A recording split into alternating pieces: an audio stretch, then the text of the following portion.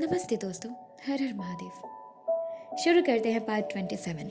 गौतमी सोफे से नीचे खड़े होकर बोली, चलो चलो जल्दी चलते हैं, ढूंढते हैं उस मिस्टर मंकी को और फिर उसकी बैंड बजाते हैं। पूर्वी जो कि गौतमी के बगल में ही बैठी हुई थी, वो बैठे बैठे ही गौतमी के हाथ को पकड़कर उसे खींचकर वापस से बिठा ली और बोली, ओए गौतमी, लेकिन हम उसके साथ करेंगे क्या?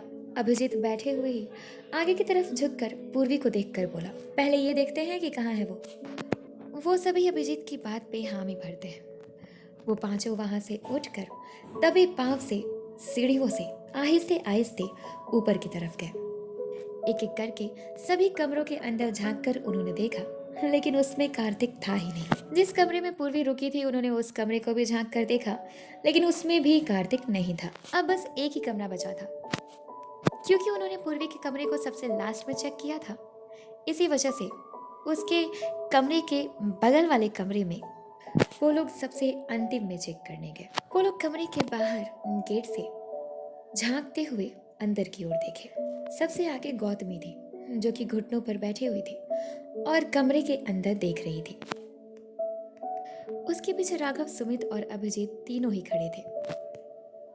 वो चारों अंदर की तरफ देख रहे थे। पूर्वी सबसे पीछे खड़े होने की वजह से और उसकी हाइट उन लोगों से थोड़ी छोटी होने की वजह से अंदर कुछ भी देख नहीं पा रही थी और चुपचाप सबसे पीछे खड़ी थी। गौतमी बोली, यहाँ कमरे में तो कोई भी नहीं है यार, कहाँ गया वो कार्तिक का बच्चा? तभी पूर्वी को ऐसा एहसास हुआ कि कोई उसके कंधे पर पीछे से नॉक कर रहा है। उसने अपने सामने खड़े अभिजीत, राघव, सुमित और गौतमी को देखा। फिर वो मन में बोली, जब ये चारों यहाँ हैं, तो फिर मेरे पीछे कौन खड़ा है? कहीं वो कार्तिक तो नहीं? इतना कहकर वो डरते हुए पीछे की तरफ मुड़ी। मुड़ते ही उसने देखा, वो अपनी आंखों को डर के मारे बड़ी बड़ी कर लेती है और लड़खड़ाती हुई जुबान से बोली, कार्तिक, तो तुम? पूर्वी की बात पर अभिजीत झट से पीछे मुड़ा तो उसने कार्तिक को देखा।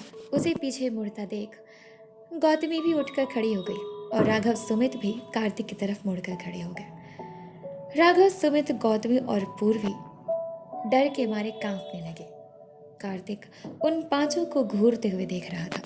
अभिजीत को कार्तिक से बिल्कुल भी डर नहीं लग रहा था। हाँ, वो इस बात से जरूर डर रहा था कि कहीं वो उसके दोस्तों को कोई नुकसान न पहुंचाए, लेकिन वो फिर भी चुपचाप कार्तिक को ही देख रहा था, नॉर्मल रिएक्शन के साथ। कार्तिक गुस्से से अभिजीत को देखते हुए बोला, तो यहाँ मेरी जासूसी चल रही है?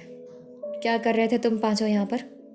अभिजीत के चेहरे पर हल्का सा गुस्सा दिख रहा था कार्तिक को। उसने कोई भी जवाब नहीं दिया कार्तिक के बात का। जब उसकी बात का उसने कोई जवाब नहीं दिया तो बहुत हिम्मत जुटाते हुए सिचुएशन को संभालने के लिए पूर्वी बोली, कार्तिक, वो हम सब तुम्हें बुलाने आए थे, खाना बन चुका है, तुम डाइनिंग टेबल पे चलो। तुमने तो कहा था ना तुम्हें बहुत भूख लगी है। पूर्वी की बात सुनते ही कार्तिक का गुस्सा ठंडा हो गया। वो अभिजीत को छोड़कर पूर्वी को देखने लगा और नॉर्मल रिएक्शन के साथ प्यार से बोला, तो फिर तुम लोग मेरे कमरे में इस तरह क्यों झांक रहे थे? सीधे भी तो आ सकते थे। और ये राघव, सुमित, इन लोगों को तो मैंने गार्डन में काम दिया था ना, काम हो गया तुम दोनों का? वो राघव सुमित को देखते हुए बोला। सुमित बचते हुए बोला, वो यस सर, लगभग हो ही चुका है, आगे का कर रहे हैं हम, लेकिन रात बहुत हो गई है ना, तो सोचा कि थोड़ा सा आराम कर लेते। राघव सुमित को चुप कराते हुए बीच में बोला, नहीं सर, आराम की बात नहीं है, ये कुछ भी बोलता है। वो हम अभिजीत से मिलने आए थे, हमारा दोस्त है ना वो, इसलिए। सर, उसने इससे पहले कभी इतना काम नहीं किया और ना ही हम में से किसी ने किया है इतना जितना आज कर रहे हैं। तो बस अभिजीत थका तो नहीं है, बस इसी बात को जानने आए थे सर। कार्तिक को उन सभी की बातें हकीकत लग रही थी। कार्तिक नॉर्मली अभिजीत को देखता है तो अभिजीत उससे गुस्सा होने की वजह से अपनी नजरों को दूसरी तरफ घुमा लेता है। कार्तिक भी अभिजीत को छोड़कर पूर्वी को देखने लगा और फिर उसके हाथ को पकड़ लेता है और फिर उन चारों को देखते हुए बोला, नीचे आओ, इंतजार कर रहा हूँ डाइनिंग टेबल पर, डू फास्ट, फॉलो मी। इतना कहकर वो पूर्वी को अपने साथ लेकर नीचे डाइनिंग टेबल पर चला गया, जिस बात पर अभिजीत को बहुत गुस्सा आया। अभिजीत का बस चले तो वो कार्तिक के पूर्वी को हाथ लगाने पर उसका हाथ तोड़ दे, लेकिन वो मजबूर था, जिसकी वजह से वो कुछ नहीं कर पा रहा था। बस गुस्सा करके ही अंदर वो चुप रह जाता था। उन दोनों के जाने के बाद भी वो चारों वहीं खड़े कार्तिक और पूर्वी को जाते हुए देखे। गौतमी गुस्से से बोली, मेरा बस चले तो इसके सारे बाल काट दूं मैं। राघव बोला, और मेरा बस चले तो मैं इनके कमरे में आग लगा दूं। सुमित भी सीढ़ी की तरफ देखते हुए बोला, और मेरा बस चले तो मैं इनका मुंह तोड़ दूं। गौतमी सुमित को देखते हुए बोली, पर ये तो मेरा डायलॉग है, तुम क्यों बोल रहे हो? सुमित उसे देखकर बोला, तुम बोलो या मैं, बात तो बराबर है, दोस्त ही हैं हम दोनों। गौतमी अपने सिर को हाँ में हिलाते हुए सीढ़ी की तरफ देखने लगी। तभी कार्तिक की तेज आवाज उस पूरे हॉल में गूंजती है। उसने उन चारों को एक एक करके पुकारा। अभिजीत बोला, चले नीचे चलते हैं। इतना कहकर अभिजीत आगे चला गया। तब तीनों उसके पीछे पीछे जल्दी जल्दी गए। चारों नीचे आकर डाइनिंग टेबल के बगल में खड़े हो गए, एक लाइन में। डाइनिंग टेबल के चारों तरफ बहुत सारी कुर्सियां थी। कार्तिक ने अपनी बगल वाली कुर्सी पर ही पूर्वी को बिठा रखा था। मेड्स खाना सर्व कर रही थी। वो चारों कार्तिक और पूर्वी के सामने एक लाइन में खड़े थे। गौतमी, राघव, सुमित कार्तिक को गुस्से से घूरते हुए देख रहे थे, और कार्तिक दूसरी तरफ देखते हुए फोन पर चेयर पर बैठे हुए ही बातें कर रहा था। अभिजीत पूर्वी को देख रहा था। वो अंदर ही अंदर बहुत मायूस हो गया था, क्योंकि पूर्वी चुपचाप लाचार बेचारी सी नीचे देखते हुए चेयर पर बैठी हुई। कार्तिक ने कॉल कट किया और अपनी फोन को टेबल पे बाईं ओर रख दिया। भूख उन चारों को भी बहुत लगी थी। खाना देखकर और उसकी खुशबू से उन चारों की भूख और भी ज्यादा बढ़ गई थी। राघव, सुमित तो चाहते थे कि किसी तरह वो लोग जल्दी जल्दी कार्तिक को खिला दें और फिर उसके बाद वो दोनों बैठकर भर पेट अच्छे से खाएं। अभिजीत को भूख तो लगी थी, लेकिन उसका ध्यान खाने पर बिल्कुल नहीं था। पूर्वी चुपचाप उदास होकर बैठी हुई थी। इसी वजह से अभिजीत का भी मन नहीं लग रहा था, और अभिजीत इस बात से पूरी तरीके से अवेयर भी था कि उसका मन क्यों नहीं लग रहा है और वो मायूस क्यों है इतना ज्यादा। कार्तिक पूर्वी को देखकर बोला, पूर्वी, तुम उदास क्यों हो? कार्तिक ने पूर्वी की चिन को पकड़ा तो पूर्वी अपने सिर को उठाकर उसे देखने लगी। कार्तिक के ऐसा करने की वजह से अभिजीत को बहुत गुस्सा आया था। उसने गुस्से में अपनी एक हाथ की मुट्ठी को जोर से बंद कर लिया था, लेकिन उसका गुस्सा बहुत जल्द गायब हो गया जब उसने पूर्वी की आंखों में आंसू देखा। तो वो पूरी तरीके से शांत खड़ा रहा। उसने कोई भी रिएक्ट नहीं किया। वो चुपचाप शांत होकर पूर्वी को देखने लगा। पूर्वी जब कार्तिक को देखने लगी तो उसने अपने हाथ को उसके चेहरे से हटा लिया और उसकी आंखों में देखते हुए प्यार से बोला, क्या हुआ है? तुम रो क्यों रही हो? खूबसूरत लड़कियों की आंखों में आंसू अच्छे नहीं लगते, रोना बंद करो। पूर्वी मासूमियत से कार्तिक को देख रही थी। गौतमी पूर्वी को जब रोता हुआ देखती है तो अपने गुस्से को कंट्रोल नहीं कर पाती। ये जानते हुए कि उसके आंसू का जिम्मेदार कार्तिक है, वो भला कैसे माफ कर पाती कार्तिक को। वो गुस्से से बोल पड़ी, मिस्टर कार्तिक सिन्हा, इस खूबसूरत सी लड़की के आंखों में आंसू देने वाले आप ही तो हैं। वो चिल्लाते हुए बोली, अगर आप हमें यहाँ पे किडनैप करके नहीं लाते तो ऐसा कुछ भी नहीं होता। कार्तिक उसकी तरफ मुड़कर घूरते हुए उसे देखने लगा। गौतमी बोली, बिना डरे। क्यों गुस्सा आ रहा है सच्चाई पर? अगर आ रहा है तो शूट कर दो, लेकिन मुझे मार देने से सच्चाई बदल थोड़ी जाएगी। मुझे घूरना बंद करो और पूछो पूर्वी से, क्या मैं सही नहीं कह रही? अभिजीत वहीं खड़ा होकर पूर्वी को देखते हुए बोला, पूर्वी, तुम क्यों रो रही हो? पूर्वी अभिजीत को देखने लगी और बोली, मुझे मेरे माँ पापा की याद आ रही है, सौम्या की याद आ रही है। क्या माँ ने खाना खाया होगा? मैं गुम हो गई हूँ, ये सोच सोच के ही उनकी हालत खराब हुई होगी, बहुत रो रही होंगी वो। तो मैं कैसे खाना खा लूं? पूर्वी रोना बंद करके खाना खाने लगी। इसी वजह से कार्तिक झूठ बोलते हुए बोला, पूर्वी की तरफ मुड़कर, पूर्वी, तुम्हारी माँ, पापा या तुम चारों के माता पिता चिंता नहीं कर रहे हैं, मेरा विश्वास करो। सुमित ने पूछा, आप ऐसा कैसे कह सकते हैं सर?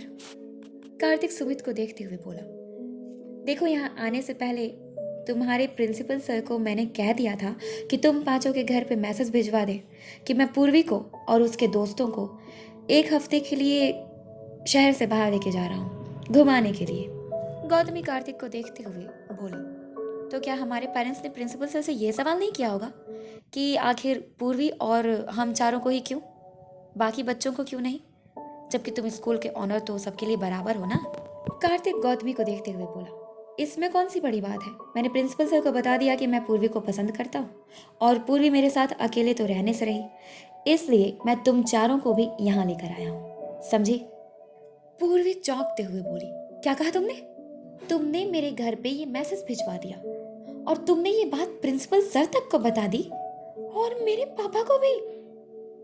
तुम जानते हो अगर ये बात मेरे पापा को सच में पता चली है ना, तो वो मुझे घर में घुसने भी नहीं देंगे, वो भी मैं तुम्हारे साथ रह रही हूँ, तुम्हारे मेंशन में, वो भी 1 हफ्ते के लिए। तुम तो मुझे मरवा कर ही दम लोगे। तभी अभिजीत बोला, कार्तिक सिन्हा, जिस चीज में किसी इंसान की मर्जी ना हो और वो काम किया जाए तो वो काम गलत से गुनाह बन जाता है, और तुम हमें यहाँ लेकर आए हो, इसमें हमारे पेरेंट्स की मर्जी अगर थी तब भी हम पांचों की मर्जी नहीं थी, इसलिए तुमने हमें किडनैप ही किया है, इसलिए तुम सबकी नजर में किडनैपर ही हो। कार्तिक अभिजीत को घूरते हुए बोला, ठीक है, मैं तुम पांचों की नजर में, दुनिया की नजर में किडनैपर ही हूँ, इसलिए कह रहा हूँ मैंने तुम सबको किडनैप किया है, तुम सब मेरे अंडर में हो, इसलिए तुम लोगों को मेरे इशारे पर नाचना होगा। तो चलो अब बैठो, डिनर करते हैं साथ में। थक गया हूँ मैं, मुझे नींद भी आ रही है। उसके कहने पर कोई भी चेयर पर नहीं बैठा। हालांकि गौतमी राघव सुमित चाहते थे कि वो तीनों भी साथ ही डिनर कर लें, क्योंकि भूख के मारे उनकी हालत खराब हो रही थी। पर अभिजीत का कार्तिक की बात पर कोई रिएक्शन ना देने की वजह से वो तीनों मजबूरी में वहीं खड़े थे। वो तीनों ही अपने सिर को घुमाकर अभिजीत को देखते हैं, ऐसा फेस बनाए हुए उसे देख रहे थे जैसे वो तीनों ही कह रहे हों कि चलो यार अब खा भी लो। अभिजीत कार्तिक से नाराजगी शो करते हुए दूसरी तरफ देख रहा था। पूर्वी भी अभिजीत को देख रही थी और साथ में कार्तिक भी उसे ही देख रहा था। कार्तिक फिर बोला, हेलो अभिजीत। कार्तिक ने ऐसा किया तो अभिजीत उसकी तरफ देखता है और नॉर्मल वॉइस में बोला, क्या है, किधर देख रहे हो? बैठने को कहा है मैंने, खाना खाओ हमारे साथ, चलो चेयर पे बैठो। अभिजीत दूसरी तरफ देखकर गुस्से से धीमी आवाज में बोला, मैं अभी नहीं खाऊंगा। कार्तिक बोला, तो कब खाओगे? अभिजीत उसे देखते हुए, मैं तुम्हारे बाद खा लूंगा, तुम अभी खाओ और चुपचाप यहाँ से जाओ, तुम्हें मेरी परवाह करने की कोई जरूरत नहीं है। गौतमी राघव और सुमित मन ही मन बहुत मायूस हो गए। उन्हें लगा कि पता नहीं अब कितनी देर तक ये कार्तिक सिन्हा खाएगा। तब कार्तिक अभिजीत का मजाक उड़ाते हुए बोला, क्यों, तुम मेरी बीवी हो जो मेरे बाद खाना खाओगे? सभी हैरानी से अचानक से कार्तिक को देखते हैं। अभिजीत भी अपनी आंखों को छोटी छोटी करके हैरानी से उसे देखने लगा और गुस्से से बोला, क्या कहा तुमने? बीवी? तुम परवाह भी तो मेरी अपनी बीवी की तरह ही कर रहे हो ना? उसकी बात पर सभी हंसते हैं और कार्तिक भी हल्का सा मुस्कुराता है और फिर बोला, अच्छा चलो अब बैठो, मैं इस मेंशन का किंग हूँ और इस मेंशन में रहने वाले हर इंसान की केयर करना मेरा फर्ज है, सो बैठो और डिनर करो मेरे साथ, क्योंकि पूरी दुनिया में पूर्वी और गौतमी के बाद तुम ही तो हो जो जिसमें इतनी हिम्मत है, मुझसे लड़ने की हिम्मत तक है तुम में। आज तक टिके हुए हो मेरे सामने, मतलब बहुत आगे तक जाओगे। मुझे अगर खाने में तुम्हारा साथ मिल जाए तो अच्छा लगेगा। तब पूर्वी बोली, अभिजीत बैठो, तुमने सुबह से कुछ भी नहीं खाया है, तुम तीनों भी बैठो। गौतमी दूसरी तरफ जाकर पूर्वी के बगल में बैठ गई और उधर ही उसी के बगल में सुमित, फिर राघव और फिर अभिजीत बैठ गए। सभी बहुत खुश हो गए। कार्तिक बोला, अब खाना शुरू करो। सभी अपनी अपनी प्लेट में खाने को लेकर खाने लगे। सभी खाने को आराम से खा रहे थे। तभी कार्तिक की नजर खाना खाते हुए अभिजीत पर गई। वो उसे थोड़ी देर के लिए देखने लगा। अभिजीत को देखते देखते कार्तिक को रहा नहीं गया, इसलिए उसके मुंह से निकल पड़ा, यार कितने हैंडसम हो तुम। पांचों ही अपना खाना छोड़कर कार्तिक को अजीब नजरों से देखने लगे। पांचों को बड़ी हैरानी हुई ये जानकर कि कार्तिक अभिजीत की तारीफ कर रहा है। कार्तिक उन पांचों को देखते हुए बोला, हाँ ये रियलिटी है। पता है तुम लोगों को, जब से मैं अभिजीत से मिला हूं ना, तब से मेरे दिमाग में यही बात चल रहा है कि अगर मैं कोई लड़की होता ना तो पक्का इस लड़के से शादी कर लेता। उन पांचों को ये बात पहले वाले से और भी ज्यादा अजीब लगता है। वो पांचों अपने मन में कार्तिक के बारे में उल्टा पुल्टा सोचते हुए उसे अजीब नजरों से देख रहे थे। जब उन पांचों ने देखना बंद नहीं किया तो कार्तिक उन सभी को देखते हुए बोला, क्या ऐसे क्या घूर रहे हो मुझे? हाँ, ऐसा क्या कह दिया मैंने? उन पांचों के मन में उथल पुथल हुआ था। वो समझ नहीं पा रहे थे कि कार्तिक है क्या। फिर गौतमी क्लियर करने के लिए बोली, कार्तिक एक बात पूछो तुमसे, तुम हमें यहाँ पूर्वी के लिए ले गए हो ना, या फिर अभिजीत? सभी गौतमी को अजीब नजरों से देखने लगे। कार्तिक बोला, ए क्या समझ रहे हो तुम लोग मेरे बारे में? हाँ, अगर किसी लड़के को कोई लड़का हैंडसम लगता है तो तुम लोग गे समझते हो क्या उसे? मैं कोई गे वे नहीं हूँ, मैं लड़का ही हूँ पागल। और मैं ऑफ कोर्स पूर्वी से ही शादी करूंगा। दरअसल कार्तिक मन में ये सोच रहा था कि अभिजीत इतना ज्यादा हैंडसम है तभी तो पूर्वी उसे पसंद करती है, उसकी जगह कार्तिक को नहीं करती। उसने अपनी बातों को पूरा किया भी नहीं था, तभी ये पांचों बीच में कूद पड़े थे। पर बेचारा अब करता भी क्या। अगर वो अभिजीत की तारीफ से आगे कुछ ऐसा कहता कि पूर्वी अभिजीत को इसी वजह से पसंद करती है तो पूर्वी का सारा ध्यान कार्तिक से हटकर अभिजीत पे चला जाता। यही सोचकर कार्तिक चुप रहा और बातों को घुमाने के लिए शादी वाली बात कर दी। फिर बाद में जब वो रियलाइज हुआ तो उसे बहुत गुस्सा आया। वो अंदर ही अंदर खुद को ही कोस रहा था कि उसने आखिर ऐसा बोला ही क्यों। अभिजीत के अलावा उन चारों ने एक साथ कहा, ओ, और फिर आपस में हंसते हैं। फिर अभिजीत बोला, चलो मेरा खाना हो गया, तुम लोगों का हुआ? पूर्वी आगे की तरफ होकर अभिजीत को देखते हुए बोली एक्साइटमेंट के साथ, हाँ मेरा हो गया।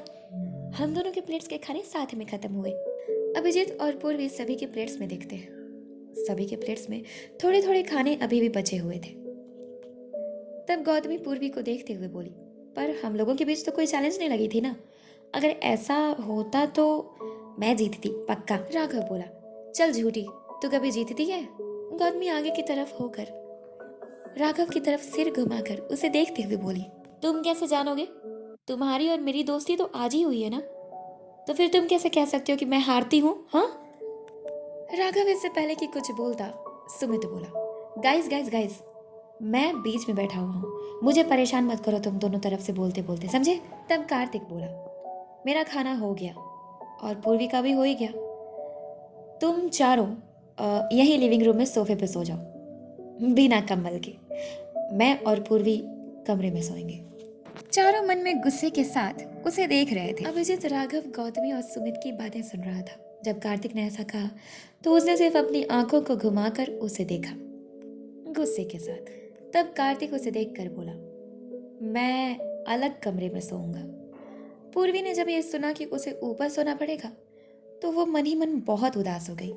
वो कार्तिक से बोली, कार्तिक तुम कम से कम रात के समय मुझे मेरे दोस्तों के साथ रहने दो, उतने बड़े कमरे में मुझे डर लगेगा अकेले। मेरे घर में मेरा कमरा इतना बड़ा नहीं है, यहाँ तो भगवान जी की भी कोई तस्वीर नहीं है, कौन रक्षा करेगा? अगर कोई भूत या आत्मा आया तो? अगर मैं अपने दोस्तों के साथ रहूंगी तो डर नहीं लगेगा मुझे, अगर वो आया भी तो उससे लड़ लूंगी। कार्तिक और अभिजीत पूर्वी की बचकानी बात पर हंसते हैं। फिर अभिजीत हंसते हुए आगे की तरफ झुककर पूर्वी को देखते हुए बोला, तुमने कभी भूत को देखा है पूर्वी? बताओ तो कैसा दिखता है वो? अगर वो रात को आया तो मैं उसे भगा दूंगा ना, पहचानने में आसानी जो होगी। उसकी ऐसी बात पर राघव, सुमित और कार्तिक हंसते हैं। पूर्वी मुंह बनाकर अपने मुक्के से बगल में बैठे कार्तिक के बाजू पर जोर से मारती है और चिल्लाते हुए बोली, जाओ, मैं ऊपर नहीं जा रही, मैं यहीं सोऊंगी। हंस रहे हो ना तुम मुझ पे? हंसो, तुम्हें जिस दिन डर लगेगा ना उस दिन पता चलेगा। और गौतमी आगे झुककर अभिजीत को देखते हुए गुस्से से बोली, और तुम्हें तो भूतनी उठा कर ले जाएगी जबरदस्ती, और हम बचाएंगे भी नहीं। कार्तिक ने अभी अभी कहा ना कि तुम उससे भी ज्यादा हैंडसम हो, तब तो पक्का भूतनी तुम्हें ही उठा कर ले जाएगी और कार्तिक को तो छोड़ देगी वो। और कार्तिक इधर पूर्वी से शादी करके सेटल हो जाएगा। फिर तुम वो देखते रहना, क्या कहते हो उसे, मुंह। गौतमी ने जब ऐसा कहा तो अभिजीत, राघव और सुमित की हंसी तो जैसे गायब ही हो गई, मगर कार्तिक अभी भी दांत दिखाकर हंस रहा था। पूर्वी अभिजीत और कार्तिक दोनों से ही बेहद नाराज हो गई।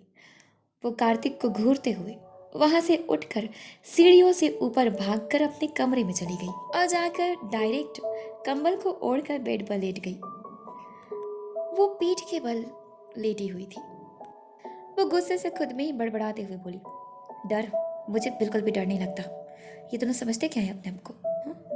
मैं थोड़ा सा डरती हूँ तो अपने आप को समझते कि बहुत बड़े शेर हैं ये लोग। जी तो कर रहा है कि इन दोनों का मुंह तोड़ दूं, और उस राघव और सुमित का भी मुंह तोड़ना पड़ेगा मुझे। ना ही कार्तिक अच्छा है, कार्तिक तो अच्छा ही नहीं है, और अभिजीत तो बिल्कुल अच्छा नहीं है। वो तो बहुत बुरा निकला। मैं तो उसे अच्छा इंसान समझती थी, पर वो बुरा है। वो मेरा मजाक उड़ाता है। वो अभी खुद में ही ये सभी बातें बड़बड़ा रही थी, तभी उसके गेट पर किसी के नॉक करने की आवाज आई। पूर्वी एकदम से डरकर उठकर बैठ गई और गेट की तरफ देखने लगी। एक लंबी सी परछाई घर के अंदर दिखाई दे रही थी। वो चल के घर के अंदर आई तो उसने देखा कि वो कार्तिक है। वो मुंह बनाकर वापस से बेड पर लेट गई और कंबल से अपने फेस को भी ढक लिया। कार्तिक बेड के नजदीक आया। वो उसके पैर की तरफ खड़ा था। कार्तिक बोला, पूर्वी, ध्यान से सुनो, मैं असल में तुम्हें मनाने नहीं आया। तुम्हें गुस्सा रहना है तो रहो। मैं तुम्हें बस इतना कहने आया हूँ कि कल सुबह मेरी एक बहुत ही इम्पोर्टेंट मीटिंग है, उसे ही अटेंड करने जा रहा हूँ मैं। तो तुम अभिजीत से अगर मुलाकात करने की कोशिश करोगी तो मैं अभिजीत को शूट कर दूंगा। पूर्वी ने जल्दी से अपने ऊपर से कंबल हटाया और उठकर बैठ गई और कार्तिक को गुस्से से घूर कर देखने लगी। कार्तिक फिर उसे देखते हुए बोला, मैं हंसता हूँ तो इसका मतलब ये नहीं कि मैं अपनी दुश्मनी भूल गया हूँ। मैं कोई भी चीज़ बड़ी शिद्दत से निभाता हूँ, चाहे वो दुश्मनी हो, दोस्ती हो या प्यार। पूर्वी अभी भी उसे घूरते हुए ही देख रही थी। कार्तिक बोला, ऐसे घूरो नहीं मुझे, तुम घूरती हुई खूबसूरत नहीं लगती। चलता हूँ, बाय, गुड नाइट। इतना ही कहकर कार्तिक अपने रूम में सोने चला गया। उसके जाने के बाद पूर्वी बैठे बैठे ही दरवाजे की तरफ देखते हुए बोली, कार्तिक का बच्चा मुझे मनाने नहीं आया था। मैं इससे गुस्सा हूँ, इसे कोई परवाह नहीं मेरी। कोई बात नहीं, इसे क्या ही परवाह होगी मेरी। ये तो बस अपनी जिद पूरा करना चाहता है, बेवकूफ। पूर्वी ऐसा कहकर अपने बेड पर लेटने ही वाली थी, तभी उसे किसी और के चल के अंदर आने की आहट सुनाई देती है। वो वापस से उठ के बैठ गई तो उसने देखा कि वो कोई और नहीं, अभिजीत था। अभिजीत ने अपने दोनों हाथों को पीछे किए हुए थे, जिसे देखकर लग रहा था कि उसने अपने पीछे कुछ छुपा रखा है। पूर्वी नॉर्मल रिएक्शन के साथ उसे देखते हुए मन में सोची, हाँ, ये भी कुछ कहने ही आया होगा। ये भी तो वैसा ही है, ये क्या खाका बनाएगा मुझे। सब लड़के ना एक जैसे ही होते हैं। अभिजीत जल्द ही उसके नजदीक आकर खड़ा हो गया। पूर्वी उसे ही देख रही थी। वो पूर्वी को देखते हुए बोला, नाराज हो मुझसे? पूर्वी बोली, हाँ। इतना कहकर वो अपने मुंह को दूसरी तरफ फेर और फिर बोली, हाँ, नाराज हूँ मैं तुमसे। और तुम क्यों आए हो यहाँ? तुम भी ऑर्डर दे के जाओ। कहो कि मैं अगर किसी और से मिली तो तुम उसे शूट कर दोगे। कहो ना, कहो कि तुम भी यहाँ पे मुझे मनाने नहीं आए हो। तुम्हें कोई फर्क नहीं पड़ता मैं गुस्सा रहूं या ना रहूं। अभिजीत पूर्वी की बात पर मुस्कुरा रहा था। उसकी बात से अभिजीत ठीक तरह से समझ पा रहा था कि उससे पहले यहाँ कार्तिक आया था। पूर्वी अभिजीत के सामने अपनी नाराजगी जाहिर करते हुए बहुत बोल रही थी। बोलते बोलते वो जैसे ही अभिजीत की तरफ देखती है, उसने देखा कि अभिजीत के हाथ में एक लाल गुलाब का फूल था, जो कि उसने अपने एक हाथ में लेकर उसे पूर्वी के सामने किया हुआ था और मुस्कुराते हुए पूर्वी को देख रहा था। उसने उस गुलाब के फूल को देखने के बाद अभिजीत को देखा। अभिजीत की प्यारी सी मुस्कान देखते ही पूर्वी के भी चेहरे पर खूबसूरत सी स्माइल आ जाती है और फिर हल्का सा शर्मा कर मुस्कुराते हुए बोली, ये मेरे लिए है? अभिजीत उसे देखते हुए मुस्कुरा कर बोला, हाँ पूर्वी, ये तुम्हारे लिए ही है। पूर्वी पूरी तरीके से उसकी तरफ मुड़ गई और बोली, तो तुम मुझे यहाँ मनाने आए हो? अभिजीत हंसते हुए बोला, हाँ बाबा, मैं तुम्हें मनाने ही आया हूँ। ये फूल बहुत मुश्किल से गार्ड्स की नजरों से बचकर कार्तिक के गार्डन से चुराया है मैंने। लो। पूर्वी अभिजीत के हाथ से उस रोज को खुश होकर ले लेती है। वो उस रोज को लेकर इतनी ज्यादा खुश थी कि वो बेड पर ही खड़ी हो गई, उछलते हुए खुश होकर बोली, अनएक्सपेक्टेड अभिजीत, तुम्हें पता है मैंने सोचा कि तुम भी उस कार्तिक के बच्चे की तरह हो, पर तुम उससे बिल्कुल अलग हो। तुम बहुत अच्छे हो। Thank you thank you thank you very much. पूर्वी इतनी ज्यादा खुश थी कि उसे समझ ही नहीं आया कि वो कर क्या रही है, और वो खुश होकर बेड पर से ही अभिजीत को गले लगा लेती है। पूर्वी ने वो सब कुछ इतनी जल्दी किया था कि अभिजीत को रिएक्ट करने का मौका ही नहीं मिला। वो शांति से तो ऐसे खड़ा था जैसे मानो वो फ्रिज हो गया हो। पूर्वी जब अभिजीत से गले लगकर दूर हटी, तब उसे रियलाइज हुआ कि उसने अभिजीत को खुशी के मारे गले लगा लिया। वो अभिजीत को छोड़कर दूर हट गई और फिर मन ही मन खुद को बहुत कोसने लगी। अभिजीत को बुरा न लगे इस वजह से उसने कहा, आई एम सॉरी। अभिजीत ऊपर से तो शांत दिख रहा था, मगर उसके अंदर एक तूफान सा उठ रहा था। उन दोनों की हार्ट बीट बहुत ही तेजी से चल रही थी, जिसे वो दोनों कंट्रोल नहीं कर पा रहे थे। उन दोनों की ही बॉडी वाइब्रेट कर रही थी। वो दोनों एक साथ एक दूसरे से नजरें चुराने लगे। इसी वजह से अभिजीत ने वहां से जाना ही ठीक समझा। वो पूर्वी को देखते हुए बोला, जो मैंने मजाक किया था तुम्हारे साथ उसके लिए सॉरी, और तुम सो जाओ, रात हो गई है, मैं भी जा रहा हूँ सोने। Good night. पूर्वी अभिजीत को ना देखकर नीचे देख रही थी। उसे कुछ समझ नहीं आ रहा था कि वो कैसे रिएक्ट करे और क्या करे। उसने कुछ नहीं कहा। अभिजीत वहां से मुड़कर जाने लगा। फिर उसने बहुत हिम्मत करी और अभिजीत को बोली, अभिजीत एक मिनट। अभिजीत जितना ज्यादा घबरा रहा था उतने ही वो मन में बहुत खुश भी था। वो रुक गया, लेकिन पूर्वी की तरफ मुड़ा नहीं। पूर्वी बोली, आई एम सॉरी, वो एक्चुअली तुम्हें बुरा लगा तो उसके लिए मैं सॉरी हूँ। पता है, मुझे कोई भी ऐसी चीज़ें नहीं देता। गौतमी देती है तो मैं उसके गले लग जाती हूँ, बस वही आदत थी मेरी। अभिजीत खुद को कंट्रोल करते हुए गहरी सांस लेता है और फिर पूर्वी की तरफ मुड़कर उसे देखते हुए मुस्कुरा कर बोला, कोई बात नहीं, दोस्ती में चलता है, तुम सो जाओ निश्चिंत होकर। Good night. अभिजीत ऐसा कहकर उसे ऐसे प्रिटेंड करता है जैसे सब कुछ पहले की तरह ही नॉर्मल है, ताकि पूर्वी रात भर चैन से सो सके। अभिजीत इतना ही कहकर उसके कमरे से बाहर आ गया। अभिजीत के चले जाने के बाद पूर्वी बेड पर बैठ गई और उस रोज को अपने दाहिने हाथ में लिए हुए उसे अपने चेहरे तक करके देखते हुए बोली, खुश होकर, थैंक यू अभिजीत इस रोज के लिए। तुम बहुत अच्छे हो, बहुत बहुत बहुत अच्छे हो। तुम उस कार्तिक के बच्चे की तरह बिल्कुल नहीं हो। तुम बहुत प्यारे हो। तुम्हें मेरी बहुत परवाह है। अगर मैं गुस्सा हूँ तो तुम मुझे पक्का मनाते हो, और अब सब कुछ नॉर्मल है। तुम्हें बुरा नहीं लगा, इस बात से मुझे ज्यादा खुशी है। फिर वो खुद के सिर को मारते हुए बोली, बट पूर्वी, तुझे थोड़ा कंट्रोल में रहना चाहिए। हर कोई गौतमी नहीं है जो तू हर किसी को गले लगा लेती है। और तुझे हो क्या गया? लड़कों से दूर रहने वाली लड़की अभिजीत को झट से गले लगा लिया तूने। गधी कहेंगी, दिमाग क्या घास चढ़ने गया है तेरा, बेवकूफ। अब सो जाती हूँ, नींद भी बहुत आ रही है। इधर अभिजीत कमरे से बाहर आकर बहुत ही गहरी सांस लेता है। उसका दिल अभी भी बहुत तेजी से धड़क रहा था। उसने अपने दिल पर अपने दाहिने हाथ को रखकर उसे थपथपाते हुए बोला, शांत शांत शांत, कुछ भी नहीं हुआ है, शांत हो जाओ। उसने सिर्फ गले ही तो लगाया है। चलो नीचे लिविंग रूम में गौतमी राघव समेत इंतजार कर रहे हैं, सोने चलता हूँ। वो कितना भी अपने दिल की धड़कन को शांत करने की कोशिश कर रहा था, पर वो शांत हो ही नहीं पा रहा था और उसके दिमाग से पूर्वी का ख्याल जा ही नहीं पा रहा था। वो बहुत मुश्किल से खुद को शांत करके लिविंग रूम में आया। उसने देखा कि राघव, सुमित और गौतमी तीनों ही अलग अलग सोफे पर सोए हुए हैं। उन तीनों को ही ठंड लग रही थी, जिसकी वजह से वो तीनों सिकुड़ कर सोए हुए थे। अभिजीत दूसरे सोफे पर अलग जाकर बैठ गया। वो कुशन को हाथ में पकड़े हुए फेंकते हुए बोला, इस कार्तिक सिन्हा की तुम्हें, इसकी वजह से मेरे दोस्तों को क्या क्या झेलना पड़ रहा है। यहाँ ठंड में सोए हुए हैं तीनों। अभिजीत चाहकर भी कर क्या सकता था। थोड़ी देर में उसे भी नींद लग गई।